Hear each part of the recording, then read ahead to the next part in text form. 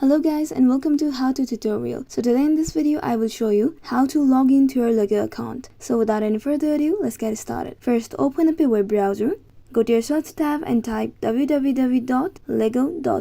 and enter. This will lead you to the official website of Lego. Now this is how it looks, and on the top bar you can see this account here. Click on it. And here you can see this sign in button. Click on it, and after you do this, you will need to give your username and password here.